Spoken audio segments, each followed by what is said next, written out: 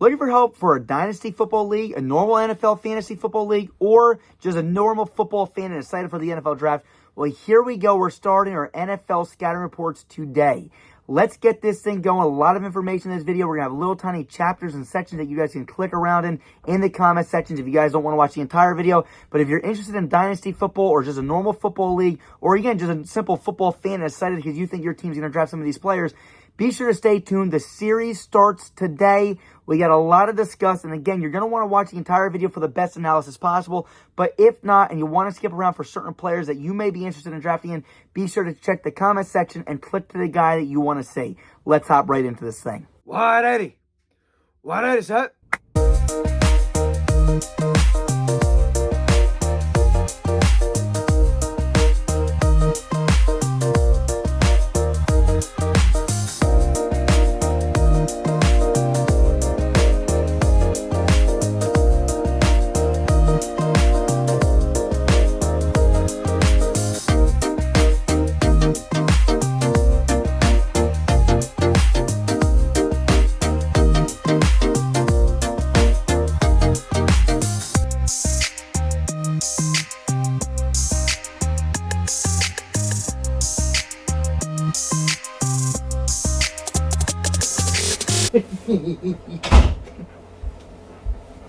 Hello everyone, welcome to this Nick from Top Notch Sports, and today we're over the 2023 interior offensive lineman scouting analysis.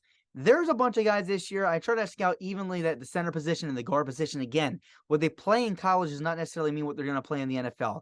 You know, you'll see a lot of centers convert to guard, not usually the other way around, guard to center. But again, it is what it is. We'll see a lot of guys move around. And again, this is a pretty interesting draft class. I think I scouted around 13 interior offensive linemen. There's a bunch more on my board. I scouted like 5 other guys, and then they didn't declare. So that's very unfortunate. But again, we have 1 sheet of notes, 2 sheets of notes, 3 sheets of notes, 4 sheets of notes. Better than like my 13 when I had to scout the wide receiver running back position. So it is what it is. Let's hop right into this. I'm not going to hold you up long. You see my track record and everything. And as I said in the beginning of the video, if you look at the chapters in the comment section below, there's going to be a little tiny pinpoints that you can click on, you know, the players you want to watch. Maybe if your team just drafted somebody and this is after the draft or beforehand, you're scouting somebody, or you just want to compare notes between my notes and your notes. Let me know what you think with this scouting report. So let's hop right into this thing. All right, here are my 2023 interior offensive line prospects. Again, I want to make this clear, okay? I played offensive line when I was younger, and then I got to, you know, move to some more skilled positions, you know, tight end, played a little bit of safety on defense. But for the main part, I was on the line. Okay, I wasn't the biggest guy in the world, but I did start. You know, I played right guard for most of my life. I got to play tackle a little bit. And I even then, eventually, when I got older and I started thinning out, I got to play tight end. Okay. So, and again, on defense, again, it was mainly defensive line. You know, DN was fun to play for sure. That's where my heart's at. Again, on defense, you know, I got to play a little bit of outside linebacker and eventually safety, which was probably my favorite position. But again, this is where games are won, in the trenches. So let's go right into this thing. Here's my grade scale, okay? So I grade on a few different things. Their run blocking, their pass blocking, their toughness, their IQ, and their footwork. You know, what does this mean? Well, again, it's really, you know, do I see them doing good in run blocking? You know, and what I mean by this is sealing off defenders and stuff. And that's also going to add to their IQ grade. Are they sealing off defenders? You know, get in the way, making sure they don't have a path to the, you know, to the running back or therefore the quarterback.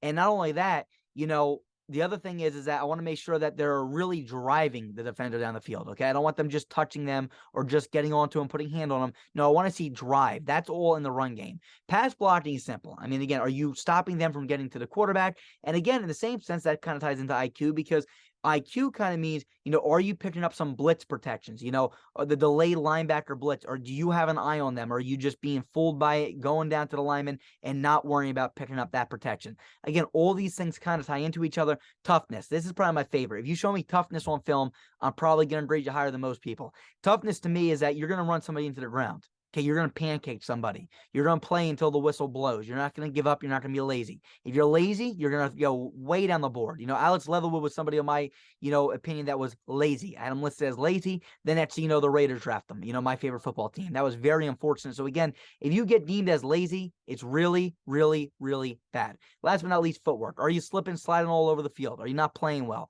This is all footwork, okay? This is something really, really crazy. So again, I got to make sure that all these things kind of tie into each other. But again, I'm going to try to grade them individually. And this is after complete analysis, after film study and their combine. All right, let's hop into this. Here's my track record. Okay, track record. 2021 and 2022, I started really scouting interior offensive linemen. So let's see how I did. 2021, I had Elijah Vera Tucker ranked number 1. I probably still stand by that decision. Landon Dickerson, number 2. I probably still stand by that decision. Ben Cleveland, he's been all right, but I don't know how he's really been. You know, Wyatt Davis, 4, okay. I mean, again, I don't really know how a lot of these guys honestly turned out, to be honest. Again, you don't really hear a lot about interior offensive linemen. You guys, if you're a fan of one of these guys, you guys would know better than I would. Trey Smith, you know, I like Trey Smith coming out for sure. I had him ranked a lot higher than most analysts did, and he turned out to be pretty dang good. And Creed Humphrey's another one. You know, I have him here at 6, and people are going to be like, oh, you know, you got Ben Cleveland and Wyatt Davis over Creed Humphrey. Well, again, I'm going to be honest with you. Most people had him ranked at like 8 to 10, you know, and he fell down the draft board a little bit. You know, the Kansas City Chiefs were able to draft him. I think I graded that as an A+ draft pick for the Chiefs. They got 2 great players. You know what I'm saying? So, again, you got to look at where these guys go and where other analysts can put them compared to where I put them. Most people want to hide their track record. I'm willing to show it. So, again, 2021, I give myself like a B. You know, I got a few of the top guys. A lot of people had the top guys. I had Trey Smith and Creed Humphrey probably higher than most other people did, and they both ended up being pretty dang decent too. I know I have Wyatt Davis and Ben Cleveland above them, but again, you know, I had them pretty high compared to most other analysts. And again, they don't want to show you because, you know, that hurts their, you know, track record, I guess you could say. 2022, I had Tyler Linderbaum 1. I think that's probably fair to say.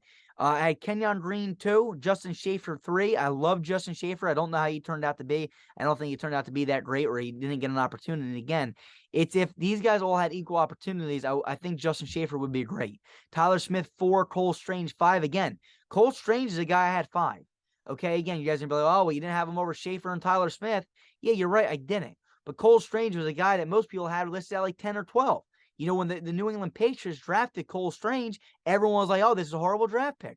I was the only one that said, no, he's actually pretty dang good. I had him at 5, you know, and to be honest with you, Cole Strange is like I said, to me, I think he's a really, really good lineman. He really is. It was a good pick for the Patriots. I graded a high. You know, most analysts said it was a crappy draft pick. I thought it was good. He turned out to be pretty dang good. Dylan Parham, I liked him too. I mean, the Raiders got him in the 3rd round. He turned out to be pretty good. He was my 6th graded guy. Zion Johnson had 7. He was a little bit lower on my board than most other people's boards.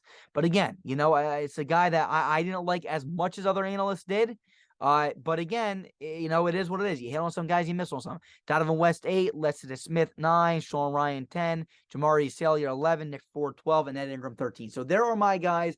There's my true track record. Whether you love it or hate it, there you have it. Now let's hop into my first guy this year. First guy earned a 77 grade, Osiris Torrence. Now, what does 77 mean? 77 means they earned 77% of the possible points being able to be earned. That's pretty dang good. Okay, and I'll compare that to the guys of last year's draft class at the very end of this video. But again, what are his physicals? 6'5", 330, has a 33-inch arm length. Okay, what are my notes? Here are my notes. This kid played right guard on the film I watched. He does a great job with footwork, getting to the defender, and getting good positioning to seal off these defenders. This is a tough task to do, but he has the ability to do it. He also is able to get to the second level pretty dang well. I believe he's a better run blocker than a pass blocker, but when he does pass block, he stays smart and keeps his eyes up for incoming blitzers. One of the better linemen I have seen in a while, but I wish I saw him play with a little bit extra toughness. But he does demonstrate it on occasion. I never saw him take a single play off. Very clean player, and I think he will be very good at the next level. So again, what's my biggest thing with him? I want to see him play with more toughness, right? I want to see him block into the whistle. I want to see him pancake someone. I want to see him run somebody into the ground. Okay, these are things that, you know, old school linemen did, and I'm still all for old school linemen. That's just me. So what are some of his strengths? Well, he has good footwork. He demonstrates footwork. He climbs up to the second level very well too, which shows me that, again, he doesn't fall, he doesn't slip, he doesn't slide. He has very good footwork in my opinion. He seals off defenders very well, right? When he climbs to the second level, which again, you're going to see as his third thing, climb to the second level, you know, he's able to seal off the defender. He gets to the second level, seals them off, so the running back has a nice hole. He's good at run blocking, really good at run blocking. I love it. Like I said, I think is really, really good on his end. He watches for delayed blitzes when linebackers are coming in. He keeps his eyes up and watches for it right now. Again, helping out the one of his buddies here. But also, he's going to keep this hand free and make sure if no one shoots this gap right in here. So he's staying square, making sure no one shoots the opposite gap.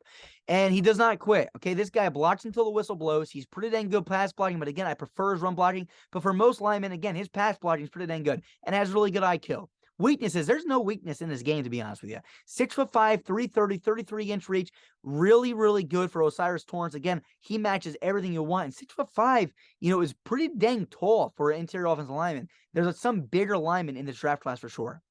Here's his breakdown. You're more than welcome to take a look at this. But again, you see run blocking is really high here. Pretty dang good pass blocking too. Good IQ, good footwork. Here's the next guy, Andrew Vorhees, earned a 73 as his grade. 6'6", 310, 32-inch reach. Here are his notes. This kid played left guard on the film I watched. He is one of those old school linemen, not the most agile and does not play with great toughness, but just seems like a powerful guy. First, he may be the best pass blocking interior lineman in the entire draft class. He's a brick wall when someone is trying to get past him in the pass game. In the run game, he does a pretty good job sealing off, but his footwork and agility is not the greatest because he lacks great agility. He struggles at pulling and landing good blocks. He does show signs of toughness, though, that I love. So again, there are times where he doesn't play with toughness, but then there are times that he does. It's a little bit of both with him. It's something to definitely look into, for sure. In the race system, he could be the best lineman in the draft class, but the team asked him to do too much and work not towards his strengths, then he may slip up on occasion. I would bet on him being pretty good. So again, what do I like to say? He's an old school lineman, okay? He plays with great toughness. He's a powerful guy. He really is. I mean, again, if you guys watched him do the bench press, again, these are my notes before the combine, but if you watch him do the bench, I think this dude did 37 reps on the bench. He's a brick wall. He doesn't let people get, past him, especially in the pass game. Okay, he does a good job sealing off and has good IQ. He lacks agility and is not great at pulling. Those are his two weaknesses. Now, again, my whole toughness thing is this. There are some plays where he doesn't play with toughness. And again, I mean, blocking to the whistle every single play, knocking people down on their ass. He doesn't do it all the time. But again, at the end of the day, compared to some of these other linemen, his toughness is pretty dang good. Okay, again, I like to see that. I would bet on this guy. Now, the main concern about him is that he tore his ACL in the combine. And that's something you don't want to see. And when you say I already lack agility and he's not great at pulling, tearing your ACL is not going to help you with either of those. So he's going to be a downhill kind of a blocker, someone that's going to down block and just try to power you. And he is, like I said, I'm going to still bet on him. He may fall to the late second now, third round. I don't know where they're projecting him, but I would probably see him falling down there. I mean, again, he was probably going to be a late first, early-ish to mid-second before. Now he's probably going to fall to that later second, early third. You may even see, I mean, if you can get this guy mid to late third, it's an absolute steal. It's an absolute steal. So again, 6'6", 310, 32-inch reach. They're great on the bench press, which again, I don't really see that as a lot, but it just shows you how strong he is. It matches with what I said on film. And last but not least, again, the main concern about him, though, is the torn ACL. He definitely won't be able to play this season unless maybe, the team that drafts him gets to the playoffs and they want to rush him back. But again, this guy's a long-term investment. And again, I would probably bet on his upside. But again, huge question for concern. Great player on tape. I do got to question that injury now, though, because it's going to hurt his stock. Here's his breakdown. You're more than welcome to look at that. Here's the next guy, Luke Wypler, 6'3", 301, 31-inch reach. Earned a 70 as a grade. Now, again, this is no particular order. I want to make that clear, okay? This is according to my grade scale. My personal ranking will be at the end. All right, what are his notes? This kid plays center. He plays with great intelligence as he keeps his eyes up for blitzing linebackers. He's a pretty good all-around blocker. One thing that he does exceptionally well is getting to the second level. With a little bit of work, I think he'll be very good at the next level. So what are his strengths here? Very intelligent, watches for delayed blitzes, good at climbing to the second level, and good IQ. Doesn't really have many weaknesses in his game, to be honest. For the most part, again, he's just all around pretty good. And again, getting to the second level is something I really want to see, especially when it's from your center. I mean, it's a tough task. He asks your center to do it. Shows how agile he is to get there. And again, it's something I really, really like to see. So again, all around pretty good for Luke Wypler. Here's his breakdown. You're more than welcome to look at that. Here's the next guy, Nick Broeker, earned a 70 as his grade. 6'4", 305, 32-inch reach. This kid plays left guard. He plays with great toughness and blocks until the whistle blows. On occasion, he does whiff, but he does a good job at getting to the second level. He plays in a college-style offense, so it is tough to see how good of an NFL blocker he will be. I love his toughness, though, so I lean towards him having a pretty dang good shot at being good. 6'4", 305, 32-inch reach, all around pretty dang good size again, okay? I love seeing the toughness from him. Really good toughness. He's going to run you into the ground, and he blocks until the whistle blows. He also does a good job getting to that second level, like I said. The two weaknesses, I do see him whiff, and he plays in a college-style offense. What does it mean to play in a college-style offense? Ball gets out fast, you got RPOs, read options, this, that, and the other thing. It's not true blocking, in my opinion. I want to see true blocking. A quarterback sit in the pocket for 3 to 4 seconds and deliver a pass. He didn't have to do much of that. With a read options, RPO-type system, the linemen have a lot more wiggle room, okay? A lot more wiggle room. And again, in an NFL style offense, you're not going to have that wiggle room. Defenders don't really got to think. They just got to rush. So again, that's him. Here's his breakdown. You're more than welcome to look at him. Here's the next guy, Richie Stromberg, earned a 60 as his grade. 6'3", 306, 33-inch reach. This kid plays center. He seemed like he could run and pass block like most other linemen in this class. He does not stand out in any specific area, but I did not see him get beat either in any specific area. So again, what are his strengths? Well, I think his toughness is a strength. This guy's one of those tough guys again, okay? One of those guys that's going to be tough. He plays the center position, which is pretty tough to do. 6'3", 306, 33-inch reach, but he doesn't really have any weaknesses. I don't see him getting blown backwards or anything like that. He's going to hold his ground, be pretty good in the pass blocking, pretty good in the run blocking. So there really is no weakness to his game. Okay, it's just another guy that I feel like is consistent. We'll see what happens. If the right coach gets a hold of him, I think he could be pretty dang good in this league. Here's his breakdown. You're moving on to like that. Next guy earned a 67 as grade, John Michael Schmitz. Okay, earned a 67. 6'3", 301, 32-inch reach, right? A lot lower on my grade scale than most people probably want him to be. But I did find some flaws in his game, and you know what? I want to raise a concern here. I've been pretty accurate with some of my concerns for some linemen, and I've missed on some linemen. So let's see what I got here. This kid plays center on film that I watched. He has bright spots, but also dark spots. He is going to be one of these guys that can either flourish or he will be benched. That's just the truth about him. He has a smartness to get to the second level and seal off defenders in the run game. His pass blocking at times is bad because he gets grabbed and tossed very easily. He needs to anchor and hold his ground. He shows some signs of toughness on occasion, but I like to see it more. He is playing center, which is a tough spot to play, but if he was to play center at the next level, he needs to get the ball out fast and begin in his pass block as soon as he can. And also with that, he needs to be able to hold his ground. He lacks it right now, but hopefully he can figure it out. Okay, so again, this guy could be a really good offensive guard at the next level, better than everybody. But scouting him as a center, he raises some concerns. He gets blown back. He gets tossed around. He loses his ground a little bit. He gets blown backwards. These are all things that are concerning. Again, this guy could turn out to be very good. You know what? I'm probably going to bet on him. I'll have to reevaluate him before my draft, before my final rankings. You may see him move up my board a little bit. But again, right now, there are some concerns with him. So what are his strengths? He does get to the second level. He does a good job sealing defenders, and he has good IQ. Weaknesses, his pass blocking is not the greatest because he gets tossed around a little bit. People throw him out of the way. And on top of that, he gets blown backwards. Again, something I really don't like to see. So that is John Michael Schmitz. Here's his breakdown. You're more than welcome to look at that. Here's the next guy, Steve Avila. Okay, earned a 67 as grade. 6'3", 332, 33 grade. Big guy. This kid plays left guard on the film I watch, but he also plays center at times this season. I'm evaluating him strictly as a guard, though. According to this grade scale here, most of my film I watched was as guard. He is pretty good when being used as a pulling guard. He seems like he has very large lineman, meaning he is very round. He seems like a pretty good blocker all around, but at times he tends to not keep his eyes up, which allows blitzing linebackers to come in clean. He mauls interior defenders and is very, pretty dang good in the screen game. He also finds someone to hit, which almost every single play, which shows his toughness. So what are his strengths? He's pretty good at pull blocking, surprisingly. He mauls interior defenders. He's good in the screen game. He'll always find someone to hit, and he shows those signs of toughness. His weaknesses is he misses on delayed linebacker blitzes. He doesn't keep his eyes up. He gets too antsy, okay? And that's the thing that's going to hurt him a little bit, not keeping his eyes up. His IQ, again, is another thing. Again, with the delayed linebacker blitzes, that's exactly, saying his IQ. If you're not seeing him coming, and you don't look for him to come or you don't wait because you're antsy, you're going to miss him. So it kind of goes hand in hand with each other. Here's his breakdown. You're more likely to look at that. Here's the next guy, Joe Tippmann.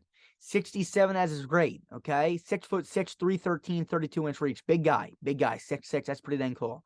This kid plays center. He does a good job sealing off alignment to open up running lanes. He also does a good job slipping to the second level. The only issue I see present is that he sometimes gets thrown to the ground after engaging. A defender will just toss him right to the ground. He seems like he could be solid but needs some work. So again, this is a big guy, but he gets tossed a little bit, which I don't like to see. Strength, seals off defenders, gets to the second level, good IQ. Weakness, he gets thrown to the ground after engaging. As soon as they engage, someone will toss him, and then he's gone. So maybe he needs to get his feet underneath him a little bit more, get a little bit stronger so he doesn't get, tossed to the ground. Maybe get a little bit better balance. I don't know what it is. So that's Joe Tippmann. Here's his breakdown. You'll look at that. Next guy, earned a 67 as grade. Olusegun Oluwatimi. Earned a 67 grade, 6'2", 309, 32-inch reach. This kid plays center. He seems pretty average in every area. He does not stand out in any area specifically, but he is not weak in any area either. If you draft him, you get a player that is going to be pretty balanced. He can pass block and run block, and he is very good at pulling on certain runs. He does not maul defenders, but he does a good job sealing off when he can. So there you go. There's him. A little bit undersized compared to some of these other guys, 6'2", 309, 32-inch reach. But again, not bad. I mean, all around pretty good. Does decent job pulling at times. Good run blocker, good pass blocker, not great in any area. But again, something for a guy to work with. There's not a lot of guys in the draft class that have a lot of weaknesses. Here's his breakdown. You're more than welcome to look at that.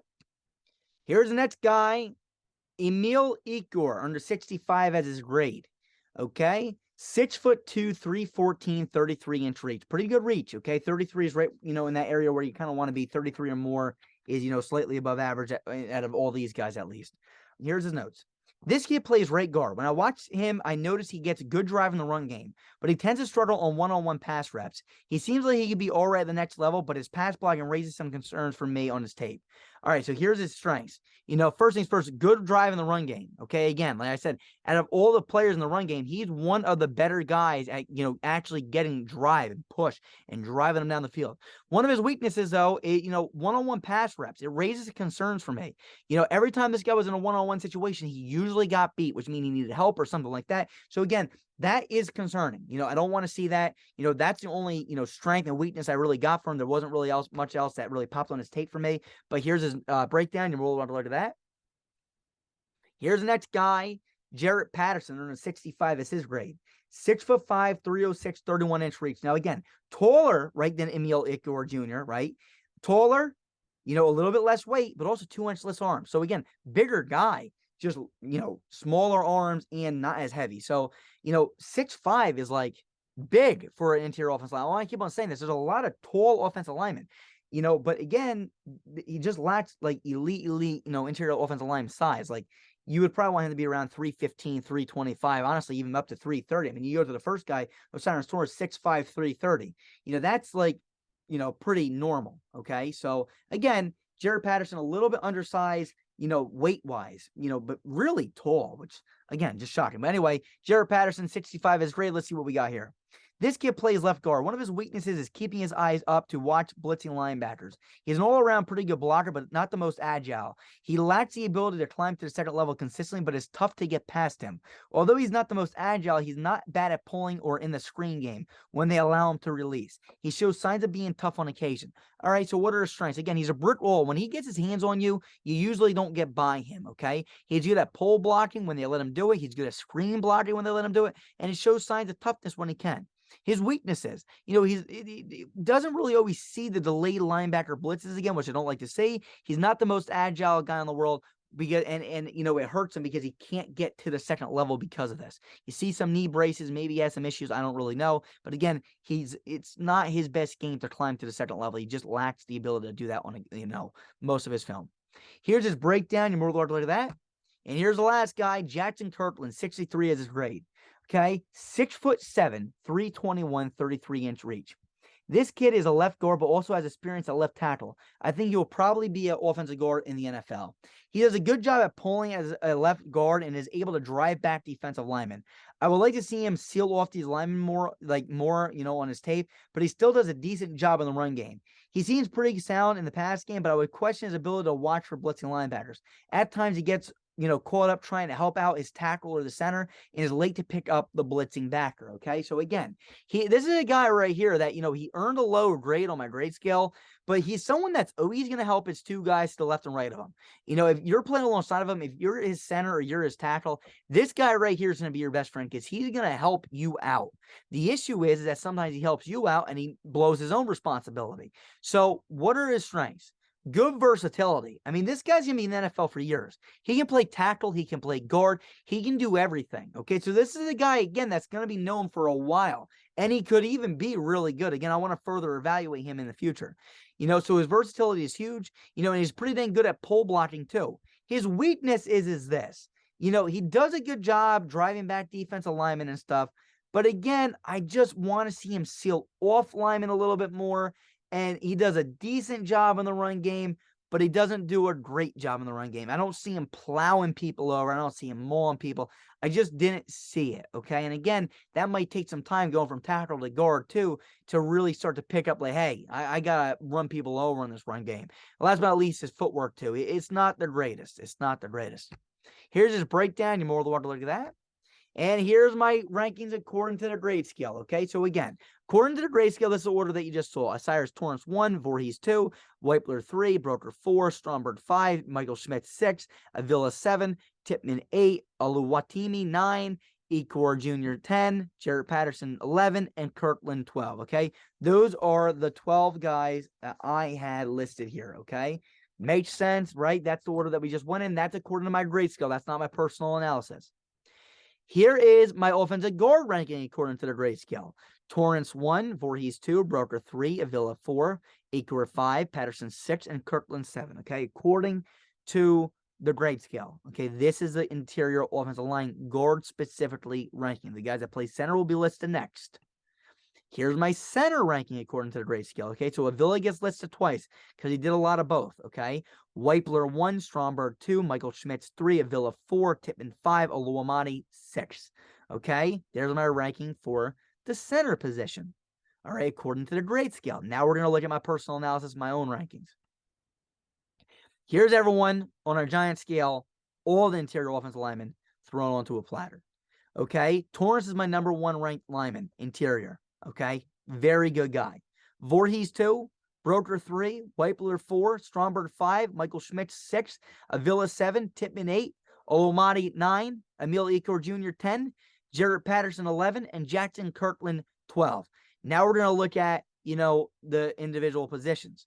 Here's a 2023 guard rankings via my personal analysis. Okay, Torrence 1, Vorhees 2, Broeker 3, Avila 4, Ekiyor Jr. 5, Jarrett Patterson 6, and Jaxson Kirkland 7. Okay, again, I want to make sure I make this note. I know this is my ranking, and this is how I rank him. It could change, but Kirkland's a guy I want to continue to stress here. I know I have him at 7. Could be very good at the next level because he has so much versatility. He could be that guy that's, in the NFL for 10 to 12 years because he's just, a guard one game, a left tackle the next game, guard again, bench. Someone gets hurt, here he comes filling in, saving the day again. He's not going to be great, I don't think. He's not going to be an all-pro offensive lineman, but I think he could be very good. Okay, so here's my top 7 at guard. Here's my top 6 at center. Wypler 1, Stromberg 2, Michael Schmitz 3, Avila 4, Tippmann 5, and Oluwatimi 6. All right, now I'm going to go and talk to you all personally. So here I come. I'll be right back. All right, here I am back. So again, I just want to quickly wrap this up. I'm not going to keep you guys too long. Nobody asked me ever really about the linemen. The main thing is this about the linemen. There are a lot of pretty decent, guys on film this year, right? There's some guys that, just overall, they're pretty good at run blocking, pretty good at pass blocking. They don't show many weaknesses, but they don't really show many strengths either. So you got a lot of guys middle of the pack, so that's that. Comparing to last year's draft class, it's real interesting, right? It's not too crazy. It just is what it is. It's a, pretty balanced year in my opinion. It's nothing crazy. It's just balanced compared to last year's draft class. I mean, you had some guys last year like Lindebaum coming out, which again, he was pretty dang crazy. I don't know if we have a center like that coming out this year. I know they're saying John Michael Schmitz, but I really raised my concerns with him. Linderbaum, I had no concerns with. Schmitz, I do, and he's not even my top-ranked center in my opinion. So again, that's that. But Osiris Torrence again and Vorhees, those are two guys I really want to mention. I want to keep pushing their names. They are as good as advertised. The main thing with Vorhees is this. That ACL injury is going to set him back, and it may make him drop down draft boards, which is probably going to because he won't be able to play this year. And on top of that, it won't even hurt him this year. He may never, be the same after this. And again, it's a huge risk for guys to draft him. So again, I would bet on him being good, but again, you just don't know. His film is phenomenal. I mean, again, if you can get him in the third round, that's great. If you get him in the late second round, like I would love to. Normally, if he wasn't hurt, man, oh yeah, hell yeah, I'm drafting him. But now you're taking a chance. If you get him in the late third round, middle third round, you're getting a lot better value for him. And I mean, that's a phenomenal value. I would definitely take the shot on him.